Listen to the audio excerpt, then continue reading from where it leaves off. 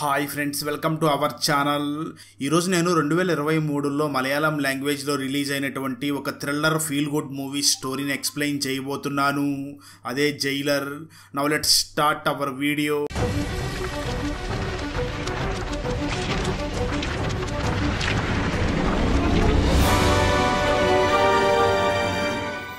చేస్తే మూవీ స్టార్టింగ్లో 1957లో కేరళలో ఉన్న ఒక జైల్ని చూపిస్తారు. ఆ జైలు నిజానికి చాలా భయంకరంగా ఉంటుంది. ఇక్కడ బ్రిటిష్ కాలంలో అరెస్ట్ అయినటువంటి చాలా మంది ఖైదీలు యావజ్జీవ కారాగార శిక్షణ అనుభవిస్తూ ఉంటారు. అయితే బ్రిటిష్ వాళ్ళు వెళ్లిపోయినప్పటికీ వీళ్ళని బయట సమాజంలోకి వదిలితే గొడవలు అవుతాయి అని ఆ జైలు సుపీరియర్ ఆఫీసర్ వాళ్ళతో చాలా క్రూరంగా ప్రవర్తిస్తూ వాళ్ళను మాత్రం జైల్లోనే ఉంచి ఉంటాడు. ఒకరోజు ఆ జైలు సుపీరియర్ ఒంటరిగా ఉన్న సమయంలో ఆ జైల్లో ఖైదీ అయినటువంటి మురుగేషన్ వెంటనే ఆ సుపీరియర్ని చంపడానికి ప్రయత్నిస్తాడు. సరిగ్గా అదే సమయంలో జైలర్ అయినటువంటి శాంతిరామ్ అక్కడికి వెళ్లి ఆ ఖైదీని ఆపి వెంటనే పోలీసులకి అప్పగిస్తాడు. దాంతో ఆ జైల్లో ఉన్న పోలీసులు ఆ ఖైదీని తీసుకుని వెళ్లి చాలా ఘోరంగా కొడుతూ ఉండడంతో జైలర్ శాంతిరామ్ వెంటనే అక్కడికి వెళ్లి పోలీసుల్ని చూసి అతన్ని కొట్టకండి అని చెప్తాడు. ఆ తర్వాత శాంతిరామ్ వెంటనే ఆ ఖైదీ అయినటువంటి మురుగేషన్ దగ్గరికి వెళ్లి ఎందుకు విధంగా చేశావు అని అడుగుతాడు. దానికి ఆ మురుగేషన్ జైలర్ అయినటువంటి శాంతిరామ్ ను చూసి, సార్, నాకు 2 పిల్లలు ఉన్నారు. నేను ఒకసారి వాళ్ళని చూడడానికి పర్మిషన్ ఇవ్వమని చాలా సార్లు లెటర్ రాశాను. కానీ ఈ క్రూరమైన సుపీరియర్ మాత్రం నాకు పర్మిషన్ ఇవ్వడం లేదు. అందుకే ఈ రోజు తనను చంపడానికి ప్రయత్నించాను అని అంటాడు. ఆ మాటలు విన్న శాంతిరామ్ వెంటనే ఆ మురుగేషన్ ని చూసి, నువ్వు కొంచెం ఓపిక పట్టు, నీ పిల్లల్ని ఖచ్చితంగా చూపించే బాధ్యత నాది అని చెప్పి అక్కడి నుంచి వెళ్ళిపోతాడు. ఆ తర్వాత జైలర్ శాంతిరామ్ వెంటనే ఆ జైల్లో ఉన్న సుపీరియర్ ఆఫీసర్ దగ్గరికి వెళ్ళగా ఆ ఆఫీసర్ శాంతిరామ్ ను చూసి, ఏంటి జైలర్ గారు, ఇక్కడ జైల్లో నుంచి 4 ఖైదీల్ని బయటికి తీసుకుని వెళ్లి మంచిగా మారుస్తానని పర్మిషన్ తీసుకున్నావంట. ఎందుకు లేనిపోని సమస్యలు?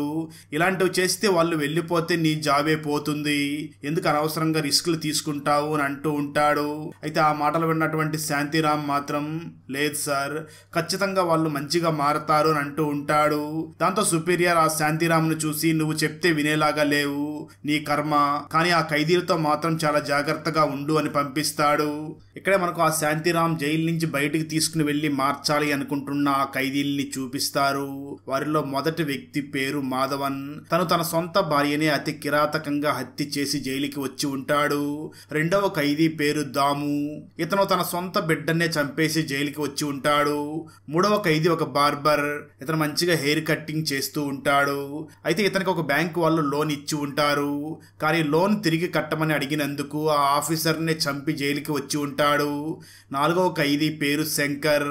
ఇతను తన సొంత గ్రామ పంచాయతీ ప్రెసిడెంట్ నే హత్య చేసి జైలుకి వచ్చి ఉంటాడు.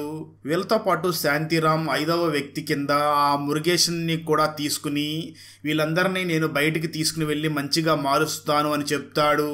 వీళ్ళను చూసిన సుపీరియర్ వెంటనే ఆ శాంతిరామ్ ను చూసి, నువ్వు భలే వాళ్ళని సెలెక్ట్ చేసుకున్నావు, వాళ్ళు చాలా కరుడు కట్టిన ఖైదీలు, వాళ్ళని తీసుకుని వెళ్ళి నువ్వేం మారుస్తావు అంటూ వెటకారంగా నవ్వుతూ ఉంటాడు.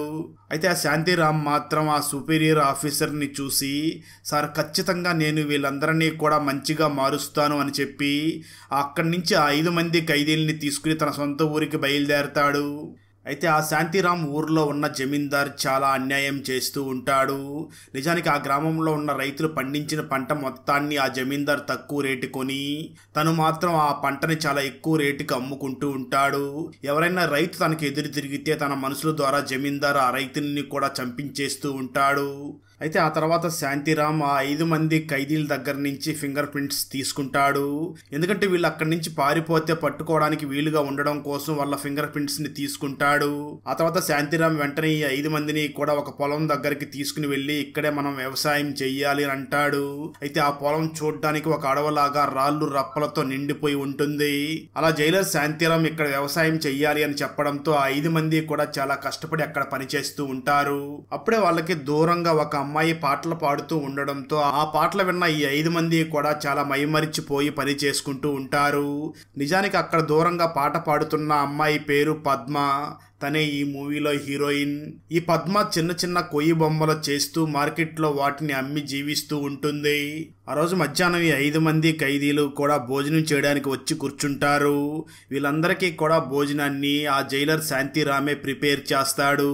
ఎందుకంటే ఆ శాంతిరామ్ ఇంట్లో ఉన్న వంట మనిషి కూడా ఈ ఖైదీల్ని చూసి వీళ్ళు నరరూప రాక్షసుల్లాగా ఉన్నారు, వీళ్ళు ఏదో ఒక రోజు ఆ జైలర్ తో పాటు నన్ను కూడా చంపేస్తారు అని చెప్పి తను భయపడిపోయి అక్కడి నుంచి పారిపోయి ఉంటాడు. దాంతో జైలర్ శాంతిరామే వీళ్ళందరికీ కూడా వంట చేసి పెట్టడంతో అక్కడ భోంచేసిన ఆ ఖైదీలలో ఒక వ్యక్తి శాంతిరామ్ ను చూసి, సార్ మీరు ఇంక వంట చేయకండి, జైల్లో ఉన్న వంట కన్నా కూడా ఇది చాలా దారుణంగా ఉంది, అవసరమైతే మేమే వంట చేసుకుంటాము అని చెప్పి వాళ్లే వంట చేసుకుంటూ పని చేసుకుంటూ ఉంటారు. అలా 5 మంది ఖైదీలు కూడా భోజనం చేసి మళ్ళీ వెళ్లి పని చేస్తూ ఉంటారు. అప్పుడే వీళ్ళు అక్కడ ఉన్నటువంటి పద్మాని పిలిచి తనని టీస్ చేస్తారు. అయితే ఆ పద్మ మాత్రం వీళ్ళను చూసి, నేను చూడ్డానికే కొంచెం శాంతంగా ఉంటాను, నన్ను కదిపితే నేను అంత మంచిదాన్ని కాదు అని వాళ్ళకి వార్నింగ్ ఇస్తూ ఉంటుంది. అయితే ఇదంతా కూడా జైలర్ శాంతిరామ్ దూరం నుంచి గమనిస్తూ ఉంటాడు. ఆ సమయంలో ఆ ఖైదీల్లో ఉన్నటువంటి బార్బర్ శాంతిరామ్ను చూసి, మీరెందుకు సార్ ఈ విధంగా గెడ్డం పెంచుకుని ఒక రౌడీలాగా ఉన్నారు, మీరు ఆఫీసర్ నీట్గా ఉండాలి అని బలవంతంగా ఆ శాంతిరామ్ను కూర్చోబెట్టి తనకి చాలా నీట్గా సేవింగ్ చేస్తాడు. తను అంత నీట్గా సేవింగ్ చేయడం చూసినటువంటి శాంతిరామ్ కూడా ఈలో ఇంత పనితనం ఉందా అని ఆశ్చర్యపోతూ ఉంటాడు. ఆ తర్వాత అందరూ వెళ్లి పని చేసుకుంటూ ఉండగా ఒక ఖైదీ ఆ మురుగేషన్ దగ్గరికి వచ్చి, నిన్ను శాంతిరామ్ గారు అర్జెంటుగా రమ్మన్నారు అని చెప్తాడు. దాంతో ఆ మురుగేషన్ వెంటనే శాంతిరామ్ దగ్గరికి వెళ్ళగా ఒక్కసారిగా షాక్ అవుతాడు. నిజానికి అక్కడికి ఆ మురుగేషన్ కొడుకులు వాళ్ళ అమ్మ కూడా వచ్చి ఉంటుంది. వాళ్ళ కొడుకుని చూసినటువంటి మురుగేషన్ చాలా సంతోషిస్తూ ఉంటాడు. వెంటనే ఆ మురుగేషన్ తన అమ్మ దగ్గరికి వెళ్ళి తన జైల్లో పడ్డ కష్టాలన్నీ కూడా తన దగ్గర చెప్తూ ఉంటాడు.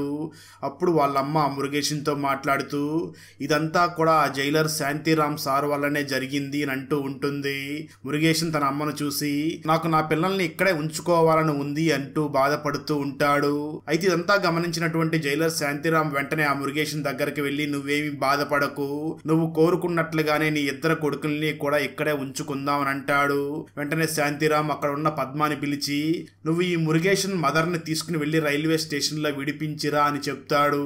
మరోపక్క మిగిలిన ఖైదీలు మాత్రం, శాంతిరామ్ సార్ ఆ మురుగేషన్ కే ఎక్కువ ప్రయారిటీ ఇస్తున్నాడు, మనకు కూడా మన పిల్లల్ని చూడాలని ఉంటుంది కదా, ఎందుకు శాంతిరామ్ సార్ మురుగేషన్ ఎక్కువ ఇంపార్టెన్స్ ఇస్తున్నారు అని ఈర్ష్యతో బాధపడుతూ ఉంటారు. అయితే ఆ సమయంలో మురుగేషన్ కొడుకులు మాత్రం మురుగేష్ ని చూసి, మురుగేష్ కొంచెం భయంకరంగా కొంచెం రౌడీ లాగా ఉండడంతో ఇక్కడ మనం ఉండలేమని చెప్పి ఇద్దరు కూడా ఆ ఇంట్లో నుంచి పారిపోతూ ఉంటారు.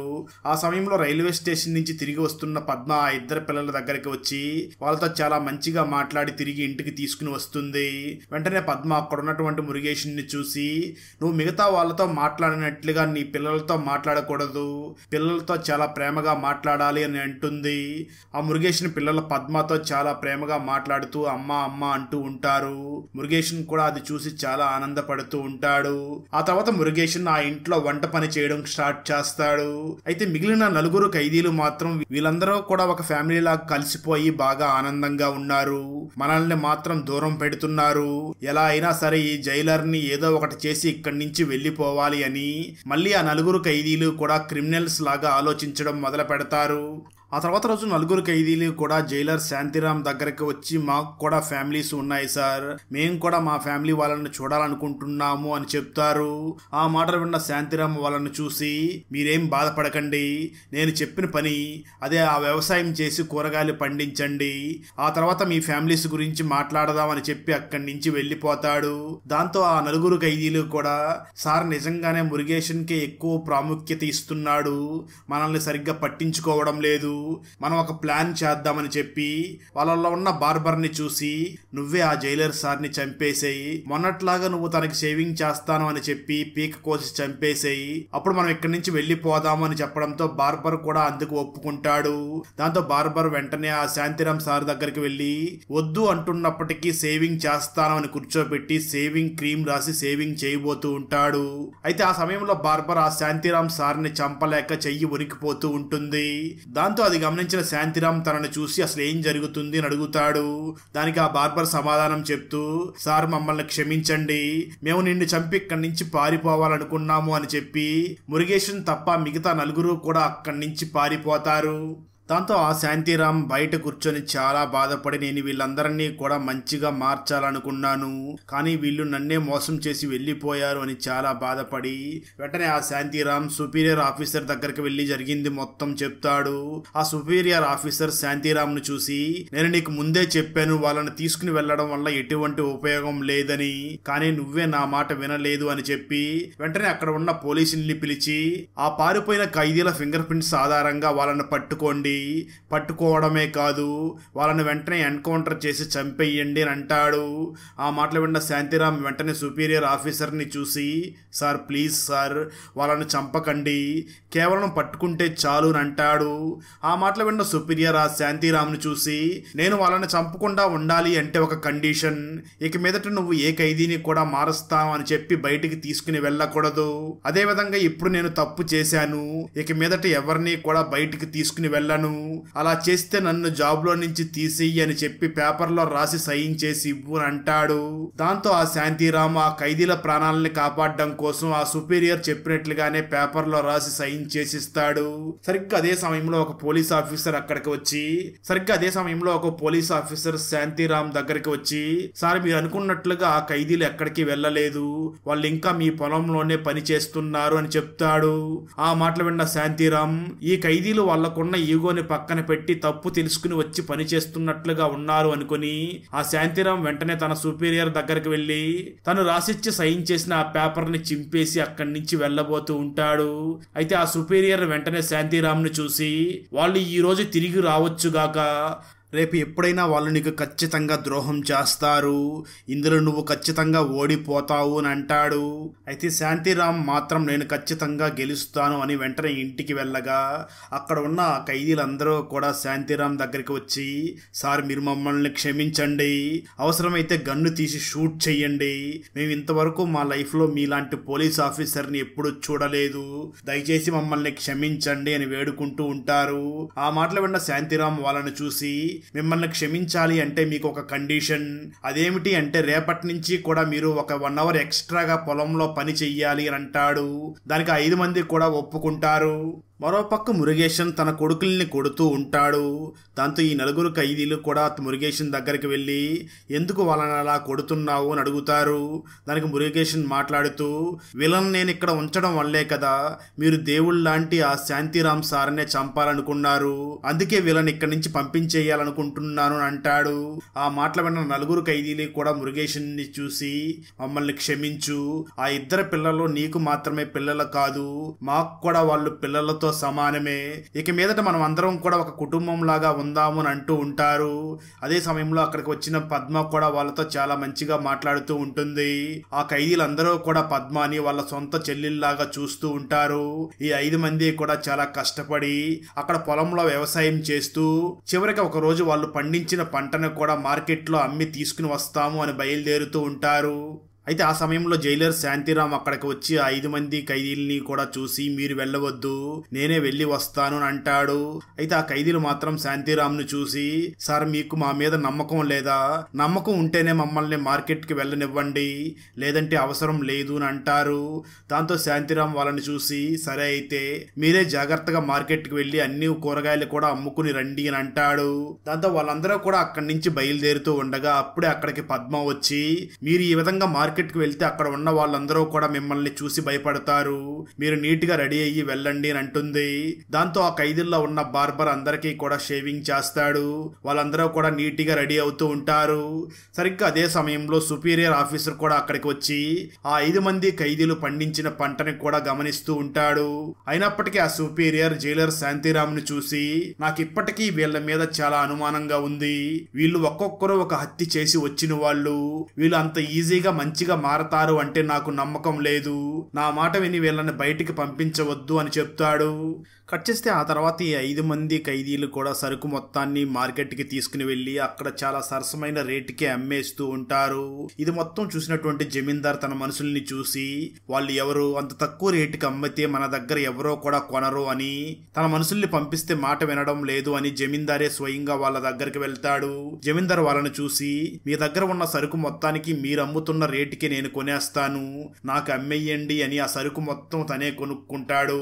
వెంటనే జమీందార్ వాళ్ళని వాళ్ళని చూసి ఈ రోజు మీకు ఒక చిన్న పార్టీ ఇస్తాను, ఇంటికి రండి అని వాళ్ళందరినీ కూడా తన ఇంటికి పిలుస్తాడు. మరోపక్క శాంతిరామ్ ఇంత రాత్రైనా ఇంకా వీళ్ళు రాలేదు అని ఎదురు చూస్తూ ఉంటాడు. అయితే ఆ సుపీరియర్ మాత్రం శాంతిరామ్ను చూసి బహుశా వాళ్ళు పారిపోయారేమో అని ఆ శాంతిరామ్ని ఇంకా టెన్షన్ పెడుతూ ఉంటాడు. ఆ తర్వాత కొంతసేపటికి 5 మంది కూడా ఇంటికి ఫుల్లుగా తాగి వస్తారు. వాళ్ళు అక్కడ ఉన్నటువంటి శాంతిరామ్ను చూసి మన సరుకు మొత్తాన్ని కూడా మంచి ఆదాయానికే జమీందారికి అమ్మేశాం, వాళ్ళు ఆ సరుకు మొత్తం కొన్న తర్వాత ఒక చిన్న పార్టీ ఇచ్చారు, అందుకే చాలా కష్టపడి పండించిన పంటని అమ్మామని చిన్నగా మందు తాగి వచ్చాము అని అంటారు. ఆ మాటలు విన్న శాంతిరామ్ మాత్రం మందు తాగేవాడు సంసారాన్ని అమ్మేస్తాడు అని వాళ్ళతో మాట్లాడకుండా పక్కకి వెళ్ళిపోతాడు. ఆ తర్వాత ఈ 5 మంది ఖైదీలు కూడా నిద్రపోవడానికి వాళ్ళ రూమ్ లోకి వెళ్తారు. ఆ సమయంలో మురుగేషన్ రూమ్ లో పద్మ మురుగేషన్ పిల్లల దగ్గర పడుకుని ఉంటుంది. అప్పటికే ఫుల్లుగా తాగి ఉన్నటువంటి ఈ 5 మంది కూడా ఆ పద్మతో అసభ్యంగా ప్రవర్తించడం మొదలు పెడతారు. దాంతో అక్కడికి వచ్చిన శాంతిరామ్ ఆ 5 మందిని కూడా కొడుతూ ఆ పద్మాని కాపాడుతాడు. అయితే ఫుల్ మత్తులో ఉన్న 5 మంది కూడా మమ్మల్నే కొడతావా, ఇప్పుడు చూడు నిన్నేం చేస్తామో అని కత్తి తీసుకుని ఆ శాంతిరామ్ని చంపడానికి వస్తూ ఉంటారు. అది చూసినటువంటి శాంతిరామ్ మిమ్మల్ని మంచిగా మార్చాలనుకున్నాను, కానీ మీరు మాత్రం మంచిగా మారడం లేదు, అలాంటప్పుడు ఈ జీవితం ఎందుకు, ఇదిగో ఈ గన్ను తీసుకుని షూట్ చేసి చంపండి అని గన్ను వాళ్ళకి ఇవ్వబోతూ ఉంటాడు. సరిగ్గా అదే సమయంలో పద్మ అక్కడికి వచ్చి గన్ను తీసుకుని ఆ 5 మంది ఖైదీల్ని కూడా తిట్టి వాళ్ళని పడుకోమని ఒక రూమ్ లోకి పంపిస్తుంది. ఆ తర్వాత పద్మ వెంటనే ఆ శాంతిరామ్ను చూసి సార్ మీరెందుకు సార్ తాగి ఉన్న వాళ్ళకి గన్నిస్తారు, వాళ్ళు మత్తులో కాల్చినా కాలుస్తారు, ఎందుకు ఈ విధంగా ప్రవర్తిస్తున్నారు అని అంటుంది. ఆ మాటలు విన్న శాంతిరామ్ ఆ పద్మాని చూసి నేను వీళ్ళందరినీ కూడా మంచిగా మార్చి వాళ్ళ ఇంటికి పంపించాలనుకున్నాను, కానీ వాళ్ళు అలా మారడం లేదు, నేను దీంట్లో ఓడిపోయాను అని బాధపడుతూ ఉంటాడు. ఆ మాటలు విన్న పద్మ ఆ శాంతిరామ్ను చూసి సార్ మీరేమీ ఓడిపోలేదు, నా మాట విని మీ రూమ్లోకి వెళ్ళి పడుకోండి అని పంపిస్తుంది. కట్ చేస్తే ఆ తర్వాత రోజు ఉదయం పద్మ ఆ 5 మంది ఖైదీల దగ్గరికి వెళ్లి రాత్రి వాళ్ళు చేసిందంతా కూడా వాళ్ళకి చెప్తుంది. దాంతో వాళ్ళు ఆ పద్మాని చూసి రాత్రి మాకు ఆ జమీందార్ మందు తాగించి మాకు లేనిపోని విషయాలన్నీ చెప్పి రెచ్చగొట్టారు, అందుకే తాగిన మత్తులో చాలా తప్పుగా బిహేవ్ చేశాం, మమ్మల్ని క్షమించండి అని ఆ పద్మ కాళ్ళ మీద పడి వేడుకుంటూ ఈ మందు జీవితాలని నాశనం చేసేలాగా ఉంది, ఇక మీదట మా జీవితంలో ఎప్పుడూ కూడా ఈ మందుని టచ్ చేయము అని ప్రామిస్ చేస్తారు. మరోపక్క ఆ శాంతిరామ్ వీళ్లతో ఇంకా మాట్లాడకూడదు అని డిసైడ్ అయి ఉంటాడు. దాంతో ఈ ఖైదీలందరూ కూడా శాంతిరామ్ దగ్గరికి వెళ్లి తనకి మళ్ళీ క్షమాపణలు చెప్పడంతో శాంతిరామ్ వాళ్ళందరినీ చూసి సరే అయితే మిమ్మల్ని నేను క్షమించాలి అంటే మరొక కండిషన్, ఈ రోజు నుంచి కూడా ఒక 2 అవర్స్ ఎక్స్ట్రాగా పొలం పనులు చెయ్యాలి అని చెప్తాడు. దానికి వాళ్ళందరూ కూడా ఒప్పుకుంటారు. సరిగ్గా అదే సమయంలో జమీందార్ అక్కడికి వచ్చి అక్కడ ఉన్నటువంటి శాంతిరామ్ ను చూసి మీరిక్కడ వ్యాపారం చేయడానికి వీల్లేదు, ఒకవేళ మీరు పండించిన పంటల్ని అమ్ముకోవాలి అనుకుంటే మాకు మాత్రమే అమ్మాలి అని అంటాడు. ఆ మాటలు విన్న శాంతిరామ్ ఆ జమీందార్ని చూసి మేము పండించిన పంటల్ని ప్రజలకి డైరెక్ట్ గా తక్కువ రేటుకి అమ్మాలనుకుంటున్నాం, నీకు మేము అమ్మితే నువ్వు ఎక్కువ రేటుకే అమ్ముకుంటావు అని అంటాడు. దానికి జమీందార్ మాట్లాడుతూ నన్ను కాదని ఇక్కడ ఏది కూడా జరగడానికి వీల్లేదు, నువ్వు ఎట్టి పరిస్థితుల్లో నువ్వు పండించిన పంట మొత్తం నాకే ఇవ్వాలి, లేదంటే మీ అంతు చూస్తాను అని వార్నింగ్ ఇచ్చి అక్కడి నుంచి వెళ్ళబోతూ ఉంటాడు. అయితే ఈ 5 మంది ఖైదీలు కూడా అక్కడికి వచ్చి ఆ జమీందార్ని వెళ్ళనివ్వకుండా అడ్డుకుని మేము ఇక్కడ ఉండగా మా సార్ని ఎవరో కూడా టచ్ చేయలేరు అని వాళ్ళు వార్నింగ్ ఇస్తూ ఉండడంతో ఆ శాంతిరామ్ అక్కడికి వచ్చి తనని వెళ్ళనివ్వండి అని అంటాడు. అప్పుడు 5 మంది జమీందార్ని అక్కడి నుంచి పంపించేస్తారు. ఆ తర్వాత శాంతిరామ్ వెంటనే కూరగాయలన్నింటినీ కూడా బండిలో వేసుకుని మార్కెట్కి వెళ్ళబోతూ ఉంటాడు. దాంతో ఈ 5 మంది కూడా శాంతిరామ్ దగ్గరికి వచ్చి సార్ మీరు ఒంటరిగా వెళ్ళకండి, ఆ జమీందార్ మీ మీద చాలా కోపంగా ఉన్నాడు, మీరు ఒంటరిగా వెళితే మిమ్మల్ని ఏదైనా చేసే ప్రమాదం ఉంది, కాబట్టి మేమే మార్కెట్కి వెళ్ళి అమ్ముకుని వస్తాము అని అంటారు. దానికి శాంతిరామ్ వాళ్ళని చూసి సరే అయితే మీరు మార్కెట్కి వెళ్ళి ఎవరితో కూడా గొడవ పడకుండా కేవలం వీటిని అమ్ముకుని జాగ్రత్తగా ఇంటికి రండి అని అంటాడు. దాంతో ఈ 5 మంది కూడా వెంటనే ఆ కూరగాయల్ని తీసుకుని మార్కెట్కి వెళ్తారు. ఆ తర్వాత ఆ రోజు రాత్రి సమయంలో ఎద్దల బండి తిరిగి వస్తుంది, కానీ ఎద్దల బండి లోపల ఈ 5 మందికి కూడా తీవ్రమైన గాయాలు అయి ఉంటాయి. అది చూసినటువంటి శాంతారాం మరియు పద్మ ఇద్దరు కూడా షాక్ అవుతారు. నిజానికి జమీందార్ మరియు తన మనుషులు ఈ 5 మంది దగ్గర నుంచి సరుకు మొత్తం తీసుకుని వీళ్ళని బాగా కొట్టి ఉంటారు. సరిగ్గా అదే సమయంలో జమీందార్ మనుషులు అక్కడికి వచ్చి వీళ్ళు కష్టపడి పండించినటువంటి వరిని కూరగాయలన్నిటినీ కూడా కాల్చేస్తారు. అడ్డు వచ్చినటువంటి శాంతారాముని కూడా కొట్టి గాయ గాయపరుస్తారు. దాంతో ఈ 5 మంది పరిగెట్టుకుంటూ శాంతారాం దగ్గరికి వెళ్లి సార్ రండి సార్ వెంటనే హాస్పిటల్ కి వెళదామని అంటూ ఉంటారు. ఆ శాంతిరాం వెంటనే ఈ 5 మందిని చూసి చూడండి నేను మిమ్మల్ని మార్చడం కోసం అహింసా మార్గాన్ని ఎంచుకున్నాను. రేపు నాకు ఏదైనా అయితే మాత్రం మీరు హింసా మార్గాన్ని ఎంచుకొని మళ్ళీ మీ పాత జీవితంలోకి వెళ్ళకండి. మీరు అహింసా మార్గంలోనే ఉంటాను అని వాళ్ళందరి చేత కూడా ప్రామిస్ చేయించుకుని ఆ శాంతారాం జమీందార్ మనుషులు కొట్టిన దానికి అక్కడికక్కడే చనిపోతాడు. ఆ తర్వాత ఈ 5 మంది కూడా శాంతారాం డెడ్ బాడీ దగ్గర చాలా ఏడుస్తూ ఉండగా అక్కడికి సుపీరియర్ వచ్చి ఈ 5 మంది కూడా క్రూరమైన ఖైదీలు, వీళ్ళని మార్చడం ఎవరి వల్ల కాదనుకున్నాను, కానీ వీళ్ళల్లో ఒక ఖైదీ తన భార్య తనను మోసం చేసింది అని కోపంలో చంపేశాడు. మరొక అతను అప్పు ఇచ్చి తనని బాగా టార్చర్ చేస్తున్నాడు అని తనని చంపేశాడు. మరొక అతను పొరపాటున తన కొడుకుని చంపేశాడు. ఇవన్నీ కూడా ఆవేశంలో జరిగిన హత్యలే. కానీ ఆ జైలర్ పుణ్యమ అని వీళ్ళందరూ కూడా మారిపోయి బుద్ధిగా వ్యవసాయం చేసుకుంటున్నారు అని గ్రహించి వెంటనే ఆ సుపీరియర్ ఆ 5 మంది దగ్గరికి వచ్చి నేను మీ 5 మందిని మార్చడం ఎవరి వల్ల కాదు అని మీ జైలర్తో ఛాలెంజ్ చేశాను. కానీ ఆ ఛాలెంజ్ లో జైలర్ శాంతిరామే గెలిచారు. కానీ ఇప్పుడు అతను లేకుండా పోయారు. అయినా మీరేమీ బాధపడకండి, ఇక మీదట మీ మీద ఎటువంటి కేసులు ఉండవు. అలాగే నేను ఆ జమీందార్ని కూడా అరెస్ట్ చేశాను. మీరు ఇక్కడి నుంచి కూడా ఫ్రీగా ఇక్కడే వ్యవసాయం కూడా చేసుకోవచ్చు అని చెప్పి ఆ సుపీరియర్ అక్కడి నుంచి వెళ్ళిపోతాడు. దాంతో ఆ 5 మంది వ్యక్తులు కూడా ఆ వ్యవసాయ భూమిలో నిలబడి చాలా బాధపడి ఏడుస్తూ ఉండగా అప్పుడే అక్కడికి ఆ శాంతారాం ఆత్మ వచ్చి వీళ్ళందరినీ చూసి సంతోషిస్తున్నట్లుగా చూపించి ఈ మూవీని ముగిస్తారు. ఫ్రెండ్స్, వీడియో నచ్చినట్లయితే లైక్ చేసి ఒక చిన్న కామెంట్ చేస్తే మాకు నెక్స్ట్ వీడియో చేయడానికి ఎంకరేజింగ్ గా ఉంటుంది. అలాగే ఛానల్ ని సబ్స్క్రైబ్ చేసి పక్కనే ఉన్న బెల్ ఐకాన్ ని క్లిక్ చేసి సపోర్ట్ చెయ్యండి. Thanks for watching. జై హింద్.